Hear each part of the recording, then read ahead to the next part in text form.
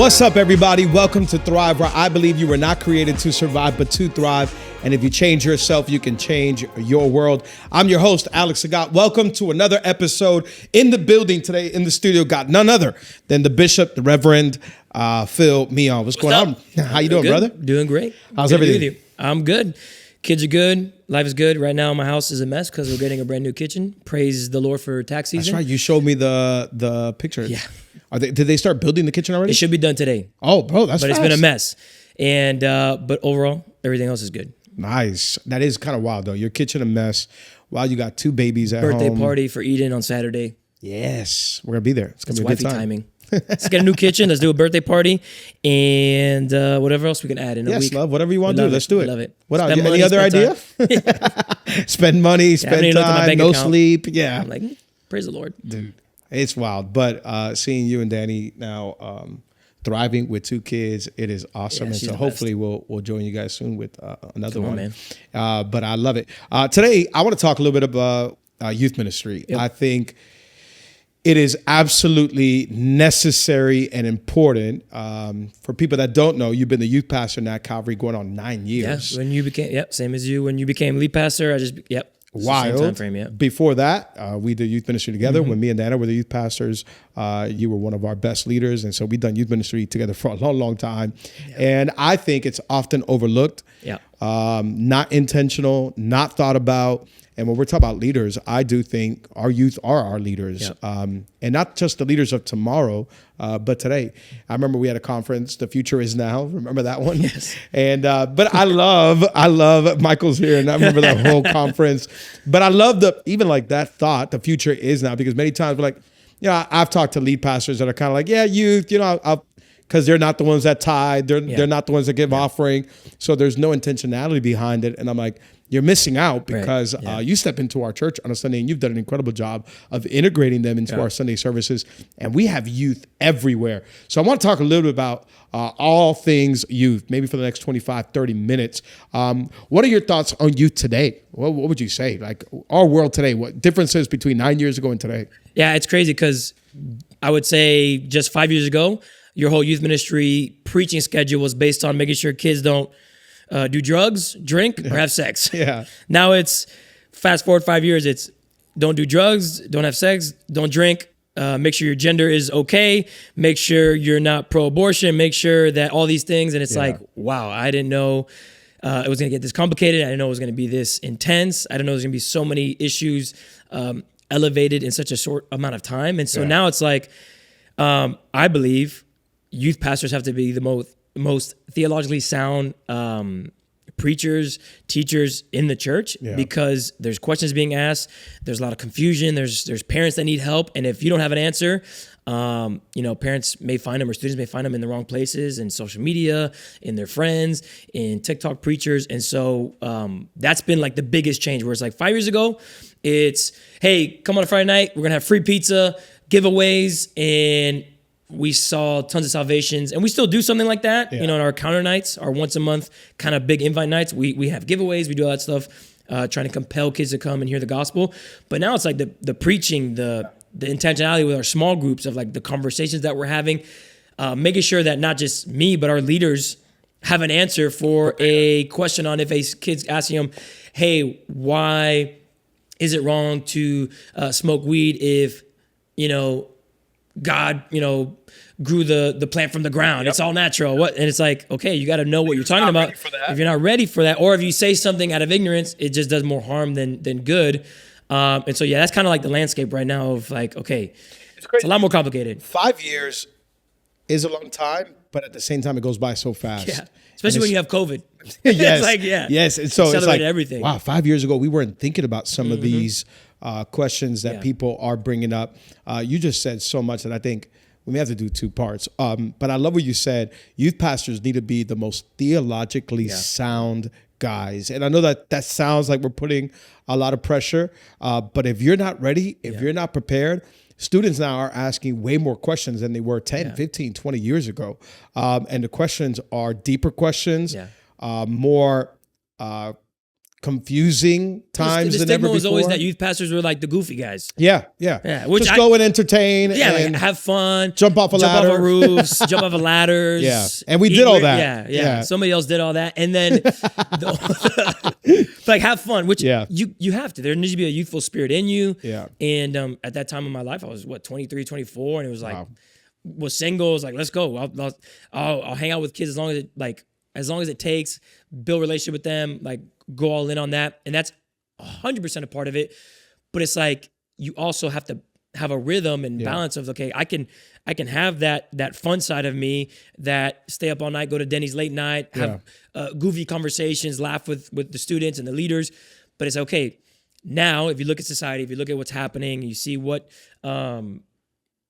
being spoken about, there has to be like, you got to flip that switch and go, okay, in a flip of a dime, I can go from being the goofy guy to being like, okay, I know what my word says, and I know what Jesus would answer this question with. And so that's a hard dynamic, and it has to be something that I think is the culture of just the church. Yeah, and 100%. the biggest thing, and I think you were so masterful in this when you were the youth pastor, was, and a lot of youth pastors get this wrong, and a lot of lead pastors don't understand this dynamic, is the culture of the house literally has to be the culture of youth ministry. There is no separate, like, hey, Sunday does this, youth does this. Yeah.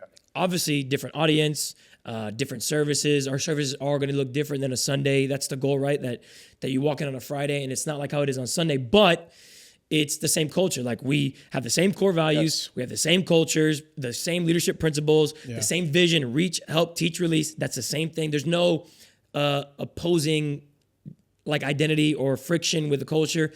And that's big, because if there is, then it's going to be hard to be on the same wavelength as the church when it comes to momentum, revival, and there's just going to be division. And I think there has to be the culture where, like, and why I say that, because I believe our culture on a Sunday, like, we're not going to shy away from saying some harsh things on the pulpit, obviously with grace and truth and kindness.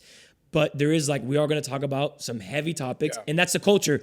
So now at youth, we have that freedom. And obviously every hot topic that I address from the pulpit, I always ask you for permission, which is huge, because youth pastors, from just the culture is like, again, it's my pulpit, it's my platform. It's like, that's not the case. Everything is being borrowed. Everything is from the lead pastor. And I didn't build that platform. I didn't build this culture. And so having that reverence of like, okay, let me make sure I ask for permission. Good, but that's the culture. And so it's all one thing.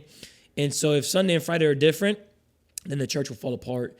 Because if Friday is growing, but Sunday isn't, that's not the overall win, right? Yeah. And so when you were the youth pastor, like, we're going to make sure there's no difference here. Like, we're going to make sure that students are sitting in on a Sunday, leaders that are serving on Friday actually go to church on Sunday. Because, like, where's everybody at? Like, where are you? Like, we are...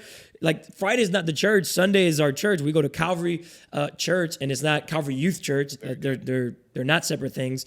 They're all serving ultimately Sundays, and I think it's really, really cool to see that that's kind of been the culture. And we see the fruit of it. If you go to our church on a Sunday, you're going to see George, a 13-year-old kid, doing lights for every big event. He's a prodigy. He's incredible. You're going to see cameras. They're outside. They're everywhere. Hosting. Like, we got youth everywhere. Youth leaders doing stagehands who help with anything from the stage, from setting up the pulpit, and then you have the worship. PD who leads our worship team, and it's just awesome to see. I think let's begin there where you kind of were touching on. If you want to have a successful youth group, it begins, I think, with the relationship between the lead pastor and the youth 100%. Pastor.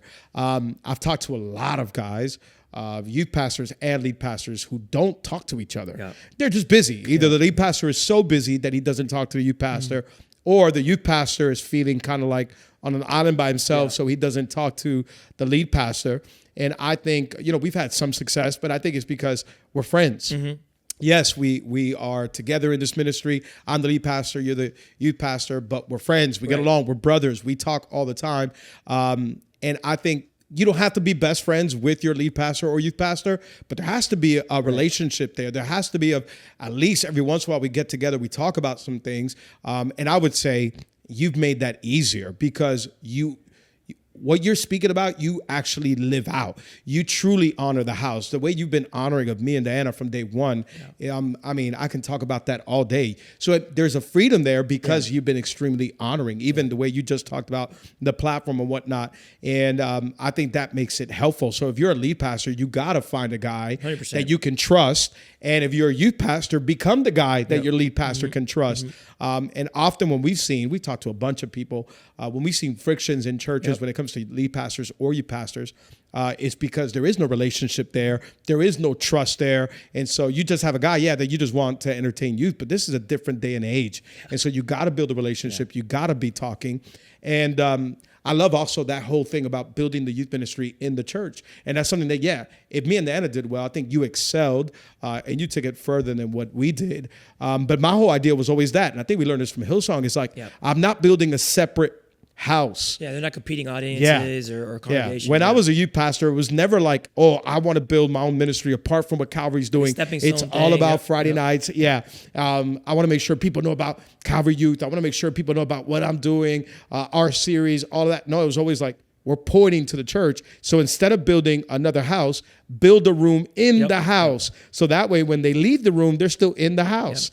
And I love that whole concept. So it was like, I'm first and foremost, I'm going to get our leadership team to understand what you just said. It's all about Sundays. It's all about what the lead pastor says. It's all about the vision of the house. We don't have a separate vision. We don't have separate core values. No, it's all about church. In fact, I'm gonna make sure we're all here on Sunday. We're participating, and we bring our youth along. And I think you've done an incredible job with that. I mean, you took that and elevated it to the next level. Where I think our youth and our leaders know it's all about Calvary. Fridays do not happen if Sundays don't happen. So 100%. We got to show up strong on a Sunday. What are some of the issues that you've heard when you talk to youth pastors when it comes to their relationship with either a lead pastor or maybe even executive team? Yeah, I think right off the bat, though, the biggest issue I've seen so far is a youth pastor's lifespan. So I don't know what the number is now, but the number that was kind of floating around with different people talking about things like this in the youth ministry space, commenting on it, that a lifespan of a youth pastor is about a year to 2 years. Wow. Meaning they're youth pastors at a church for a year to 2 years, and then they either plant or they do itinerant preaching, or it's like a stepping stone thing. And we kind of had that issue where it was like we had a couple different youth pastors. There was no longevity, and it's hard to build vision or reinforce vision of a church, trust. If it's like, hey, this is my youth pastor now, but in a year he's going to be gone or she's going to be gone. And so I think the biggest thing is knowing that as a lead pastor, you're hiring somebody that has to be all in at your church. Because if you're hiring somebody who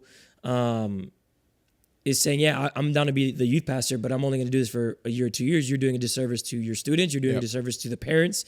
And that's the big thing. And finding that is easier said than done, right? Because,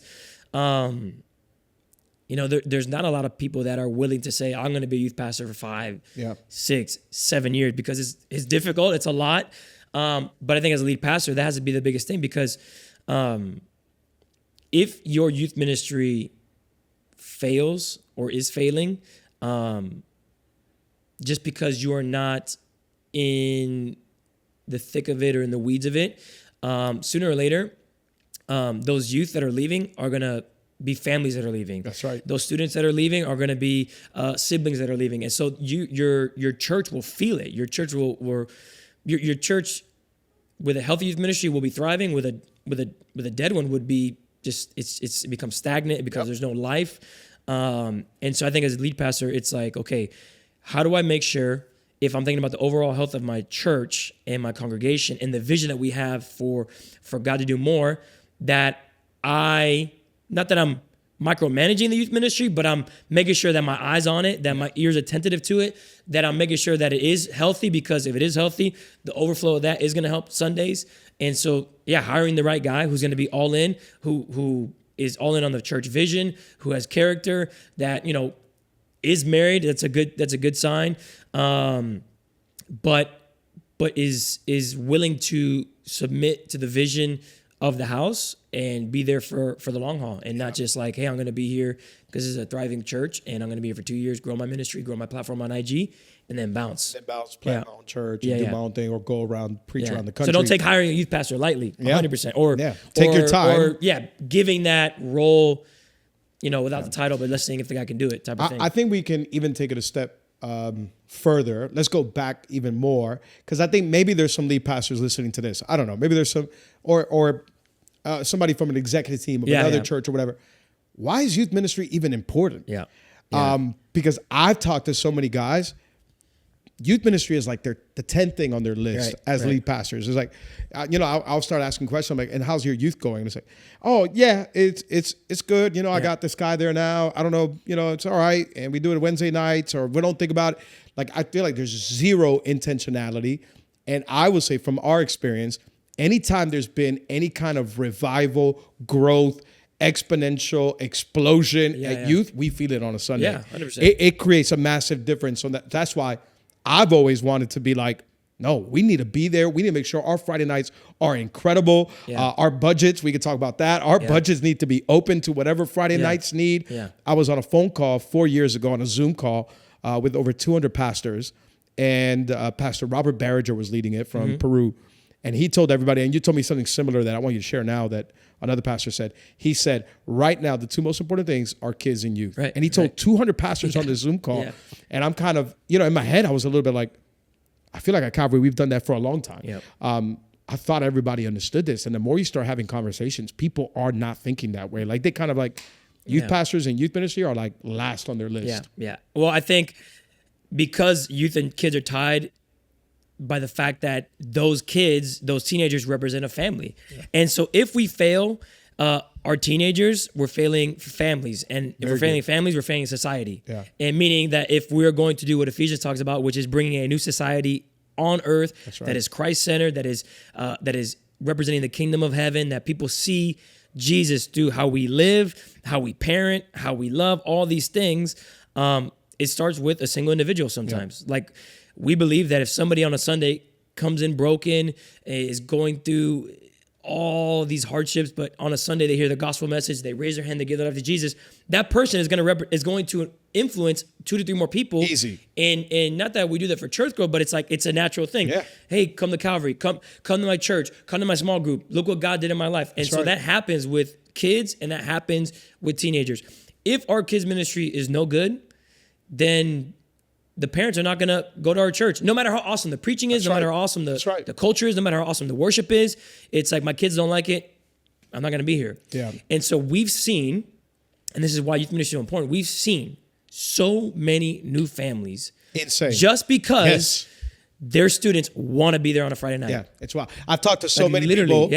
After services, I'll ask them, how'd you guys end up at Calvary? Oh, my teenagers started coming on a Friday night. They loved it. And we're like, all right, we're going to check it out on a Sunday. It is massive. And so that's a big thing where it's like, if you're a lead pastor, how do you not throw every resource and attention? I mean, we were going to talk about this, but Chris Hodges, who is a global leader. I mean, in second largest church in America right now. Second largest church in America, literally said, similar to what Pastor Robert Barringer said, that the two most important things right now for a church planter, builder, pastor, executive team is making sure that your kids ministry and your youth ministry are awesome and world-class and incredible. So much so that, he's so involved in Highlands College. He's so involved in the thick in talking to the youth pastors at his church, going, hey, how can we revamp this? What are some of my new ideas? How do we get better at this? And he's been even saying, that he's been more hands-on with that. And so it's encouraging, because, again, we don't do this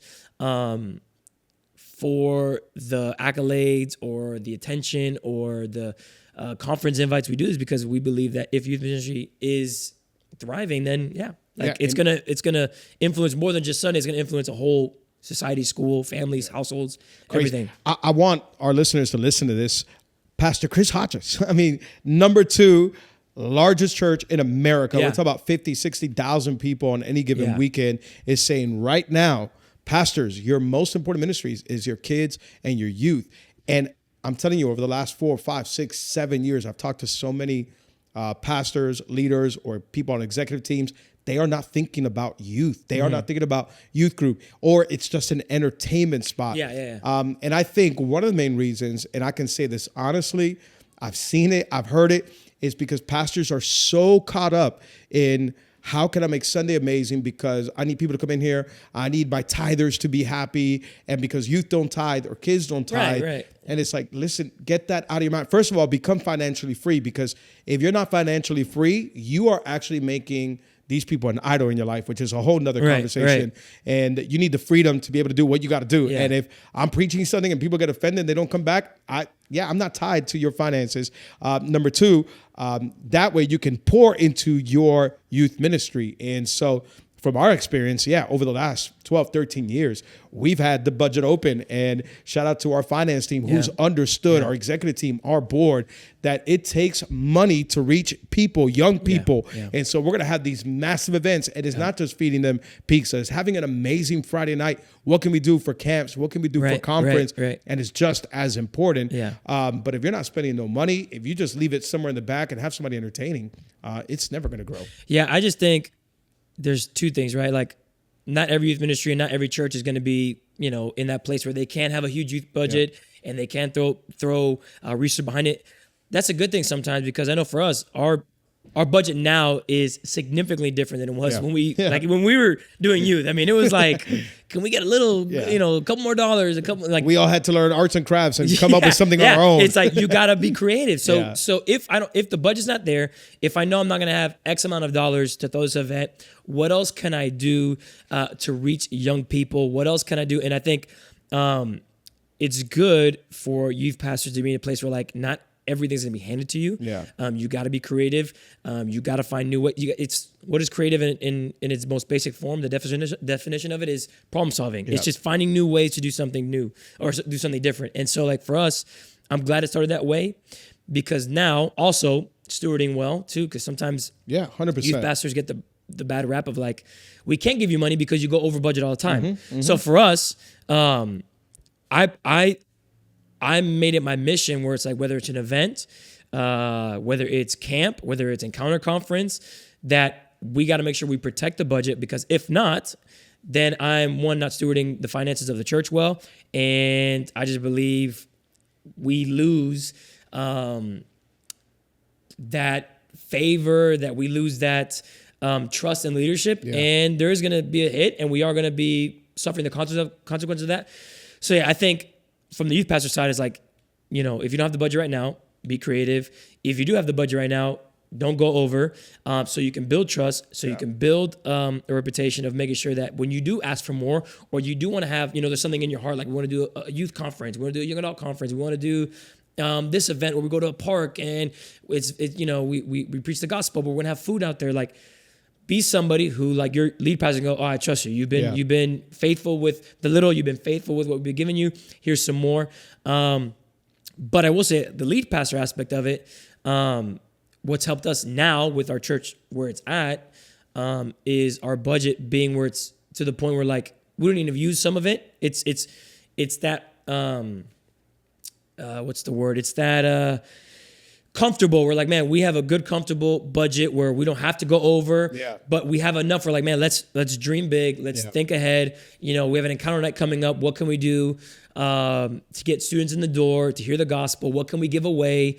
Again, kids love free things. So it's like free food, free stuff. And it's like, sometimes you do all these free giveaways. Yeah. And it's like, we're like, we're going to give away, in Christmas time. We've given away Nintendo Switch. We've given away PS5s. We've given away whatever. Now again, some people may hear this and be like, that's still like what we were doing, 20, 30 years ago, where you just gave away free pizza. It's like, well, because it's youth. You got to do some type of giveaways. Yeah, it can't be stagnant, 100%. Yeah, but you also, it's not like they're coming to, this is not an entertainment zone. Like, you preach the word. Yeah, 100%. And you're going to tackle some hard subjects. So it's that dynamic of having both. I think, in my opinion, and I know I'm biased, because number one, you're my brother, my friend, I love you, and you're our youth pastor. But I think you are the pinnacle example of the youth pastor. To me, you're the best youth pastor I've ever seen, for several reasons. And I think Calvary was absolutely blessed that God raised you up in this home for such a time as this. But you're out of your mind, and you can be a wild card and you can do some crazy things, but you are tackling some subjects. I want to talk about both those things. Yeah. And so maybe there's pastors listening that are like, how do I find somebody like that? And I get it. It's not easy, and you've been maybe one in a million.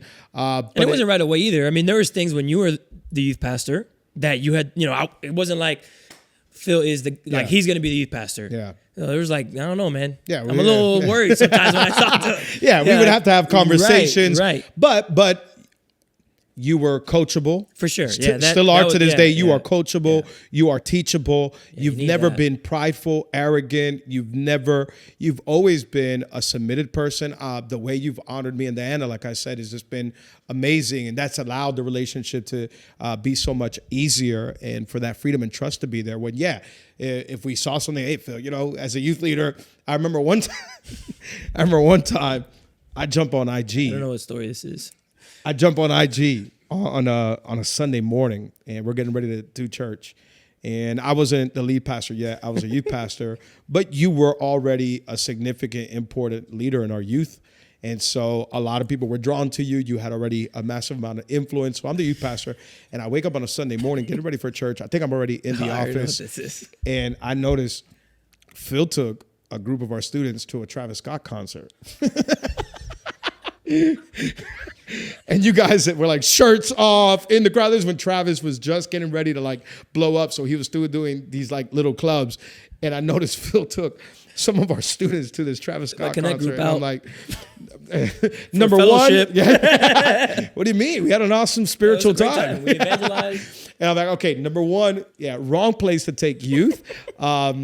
Number two, even if you're going to go, why do you have to put it on social media? And I remember we had to have conversations like that. But you were, 27, 26? That was 25, 26. Yeah. Because I just got back from college and we started. Yeah. Again, incredible leader in our youth group. And I'm kind of already at Grand Central, RP Grand Central. I'm already trusting Phil with so much. And the next thing I know, I'm like, and that many times we had conversations. So yes, but again, you were teachable. Like, man, I'm so sorry. Yeah, my bad. And it's like, it's okay. We're understanding and we're growing.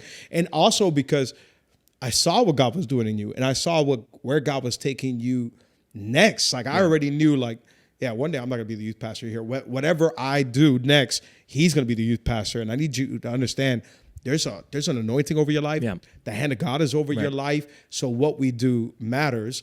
But again, like I said, you were teachable, flexible. You were submitted, never got angry. You've never walked out angry or upset, at least that I know of, in front of our faces and been like, I can't believe I'm going to do whatever I want. No, you've always been like, okay, yeah, for sure. And I think that's helped out our youth ministry in such an incredible way. But again, this is where I say you are crazy, yet also serious. And I think if you can find somebody like that, pastors, whoever, your youth ministry will thrive. So yes, you've been the type to take them to a Travis concert, or now you'll jump up on a 30-foot ladder, or you'll get up on a roof and you'll throw yourself off a roof. You're the first one in the mosh pit. You're the first one going nuts. Yeah. You are losing your mind. You're not afraid to get sweaty, dirty, to bleed, to cry. Not these days, though. My back hurts. Yeah, things have changed now. We're talking about 9 years later. But you've done some wild things. Yeah. I mean, we got stories for days of good, wild things that you've done. But what people sometimes see is, okay, they'll see an IG, they're like, they're giving away a Switch or some Jordans, or you're jumping off a roof, but you got to go on a Friday night, and yet you'll tackle abortion. Yeah. And it's like, okay, let's talk about abortion with students 13 through 18 and be like, all right, let's talk about abortion and why it's wrong. Let's talk about homosexuality. Let's talk about transgenderism. Yeah. Like, you've gone for it. And I think that's what makes a powerful youth group. When you have somebody that gets youth culture and is not afraid to get in it, relate to the students, not because you're trying to be cool, it's just who you are, because you also don't want the ones that are trying to be cool. So don't get a... But what's made it easy is that, like, from day one, you always trusted me to be like, yo, like, do whatever you want type of thing. Knowing, obviously, you have to have the right person. Like, they hear that and go, okay, I got to make sure I don't fumble this. I don't mess with this. And not hear that as like, okay, I have free reign to do whatever I want outside of, what the culture is and my ideas and this and that. No, it's like, okay, I got trust, and I take that with a fear, a reverence of like, okay, I need to make sure I'm always representing the house. I'm always representing Alex and Diana. I'm always making sure that I'm doing things that are going to stay within the reach, help, teach, release culture that we have. But for you, it's like you were like, hey, I hear you want to talk about abortion, or let's talk about this, or I would tell you, and you would say yes. So for you, I think you're the perfect person to talk to lead pastor and go, look, if it doesn't come from up top, then you might have a youth pastor that's like kind of maybe waiting for that, or maybe kind of hoping that happens, or like, hey, this is happening. Can we address it? Is there any way to address this? Because on Sundays, we try to sprinkle in these topics too, because we're doing a book of Ephesians, or we're doing a grace series that we're doing now, and it's hard to tackle something like that in a short amount of time, or if it's not tied to the subject that we're talking about. But we do sprinkle things there with examples. But for a Friday, it's like, hey, we can, we got a Friday, we're not doing a series. Like, is that okay? And so I've been like, that's fine. And it starts from you. And so I just think that's the biggest thing where if it's not a culture where that's available, that's happening, it's going to be tough, because then we're going to have students that are going to be having a good time, but they won't come back because they're not being challenged, because they're finding better answers in their own mind outside of the church. And so I think as a lead pastor, speaking into that is big. Like what do you see for Calvary? Look at Calvary as a whole. And obviously we have a vision for a new building. We have a vision for bigger events. We have a vision for, 5,000 salvations, 500 baptisms. We have all that. But for you, like, why is youth so important to you? Why is youth still, like, to this day, you're not a youth pastor anymore. You're not really hands-on in the sense of, like, obviously we have a relationship in our context. Is like, you don't have to be in that sense unless you see something. You've come on a Friday night and gone, hey, have you tried this? Hey, in your preaching, have you tried this? Hey, what do you guys think about this? When you do show up, you're hands-on, and you're visualizing ways to get better. But for you, why is youth still important to you? And why do you feel like for Calvary, it's one of the things we're always going to make sure that is a priority in our church, no matter who the youth pastor is? Yeah. I think maybe part of it is because I still feel young. I still feel extremely young. Right. I tell Diana all the time, if it wasn't that you're the youth pastor, I would be there all the time. I would still want to be being the youth pastor. And at first it was hard because I loved being there on Friday nights, but I wanted you to have the security and the freedoms. So I would stay away on a Friday night. And sometimes I still do. I'll try to show up, but I'm like, I want people to look to you. You are the one leading youth. And I think I don't want to be a micromanager. I don't want to be the person that's there. And then people start asking me questions. Like, no, we got a youth pastor, and I trust him fully. But stepping away was hard because I fully enjoyed it. And I think because I grew up in church, I grew up in amazing youth groups. I will say that. I know there's people that had terrible experiences. I had nothing but phenomenal experiences. Like starting at 13, 14, the first youth group I attended blew up. It went amazing. I think it went to like 400, 500 youth. It was amazing. And our youth pastors were incredible. Then I went to one where we went to 1,500 youth. And I was part of this massive, and I saw what it did in people's lives. I saw what it did in mine. So I wholeheartedly believe in it. The leaders that came from that? The leaders today, they're all over the world. Some of them are leading churches. Some of them are leading different ministry departments. I was actually having dinner with David from our church. David knows me since I was like 12, 13 years old. And he was talking about how many people came from youth ministries, our youth ministries. And so our youth pastors made a massive difference. And so that's why I absolutely believe in it, in investing some budget, in investing time, in raising, giving the freedom. It's going to change your church. It's going to change your society. So I'm a full believer in youth ministry. I'm in it.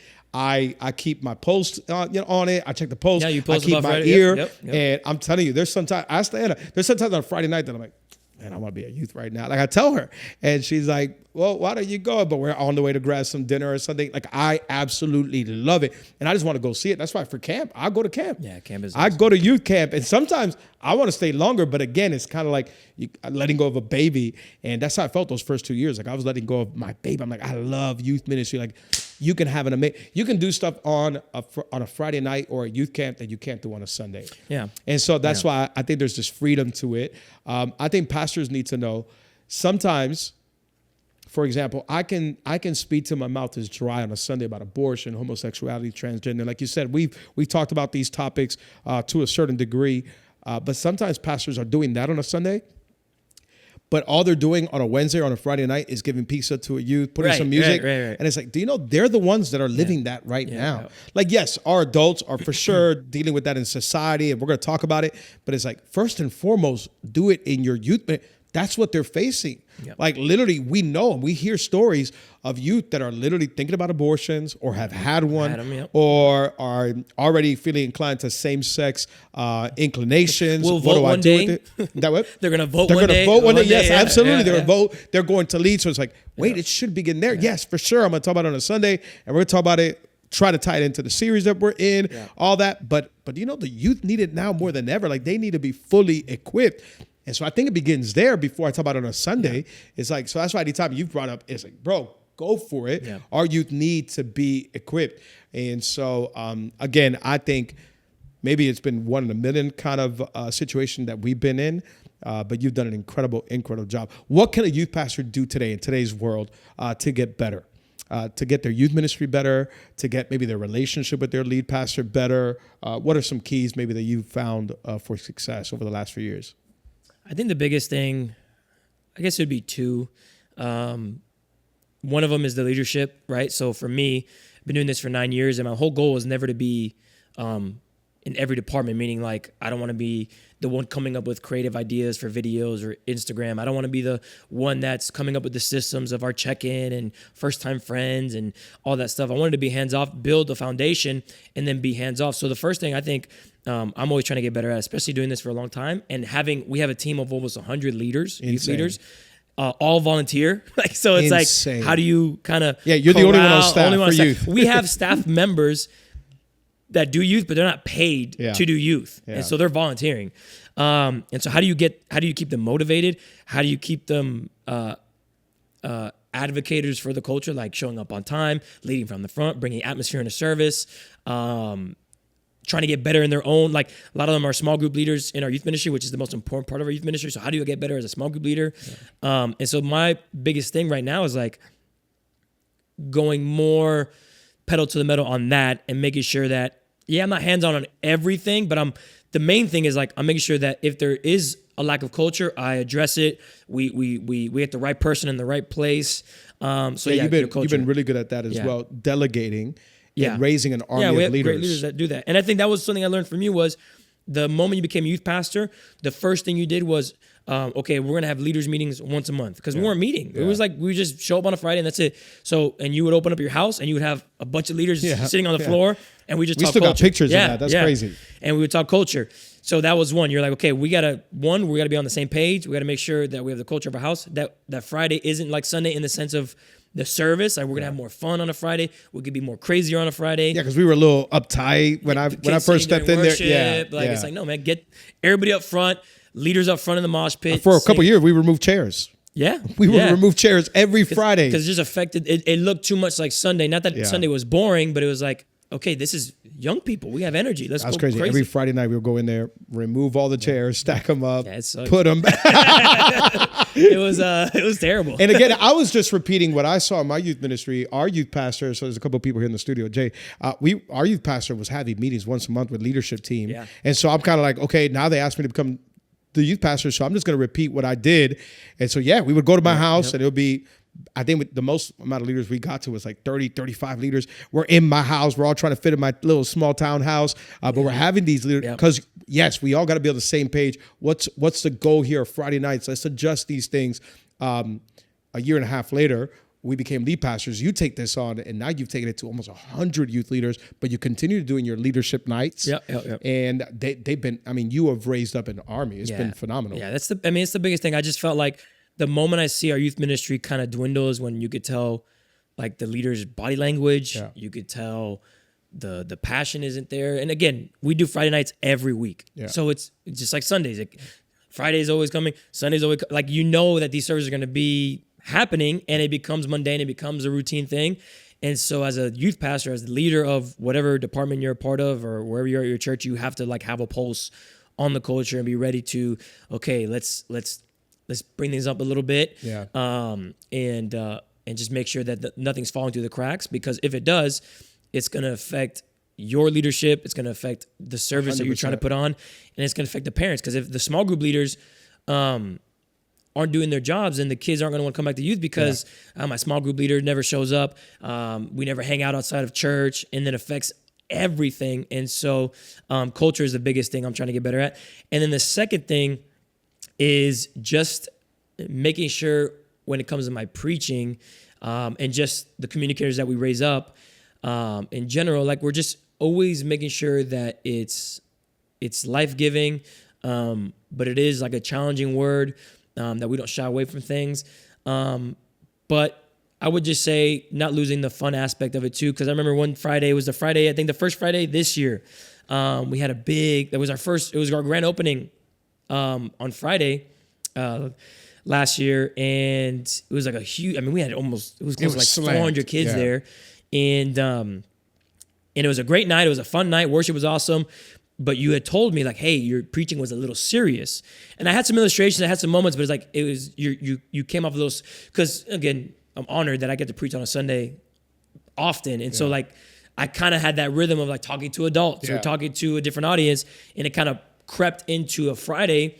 And so for me, I just always trying to make mindful of like, I got to make sure that every illustration, every point, everything I'm going to say is applying to a Gen Z or Gen Alpha student. Yeah. And it's not an adult. It's not everybody that comes on a Friday night, I don't know what the statistic would be, but don't have they're teenagers. Their faith is not as strong as somebody who's been walking with Jesus for 20, 30 years and has been going to church. Some of them are going to church for the first time. Some of them are hearing about Jesus for the first time. And so I have to make sure that I'm conscious of every verse that I share. Even if it's not in my notes, I give context. What does this word mean? What does it mean to consecrate somebody? What does it mean to have sanctification? What does it mean? What is discernment? Like being overly specific on my communication, but also making it fun too. Like using examples that are fun. And for somebody in your position that you also teach on Sundays, it can be a fine line that we walk in. Yeah. And thinking of that specific Friday night, you've become an incredible teacher, preacher. Like our church loves when you teach on Sundays, when you preach on Sundays. And one thing I always tell people about you, I remember walking into the offices and seeing Phil with his headphones. You were studying, you were reading, you were trying to become a better communicator. This is 8-9 years ago. And you've you've absolutely flourished, and you've become an incredible preacher of God's word. And so now I walked in that Friday and I was just a little bit like, okay, this is Sunday Phil. Not saying we have to change much. And I'm not saying you got to be goofy with youth. And obviously you understand that. But for our listeners, I'm not saying that. All I'm saying is somebody told me this, I think it was like 10 years ago. One of the most important keys for any communicator, whether it's on a church or a business, communicator, whatever, is know your audience, who you're talking to. And so for me, for example, when I transitioned from youth leader to now lead pastor, I had to be careful because I was bringing some examples from youth over to a Sunday, or the way I was talking, or the way I was just everything from stage prep. And it's like, wait, there's CEOs here. Right. There's people here that are leading massive. This is 10 years. Now I'm like, oh, wait, this is way different than a Friday. So I had to adjust. And now when we do both, it's kind of like, okay, you got to, okay, this is Friday. It's a little bit different. I'm gonna relax a little bit. I'm going to bring different examples. This is Sunday. I got to remember there's people here. There's a single mom. There's a single father. There's a CEO.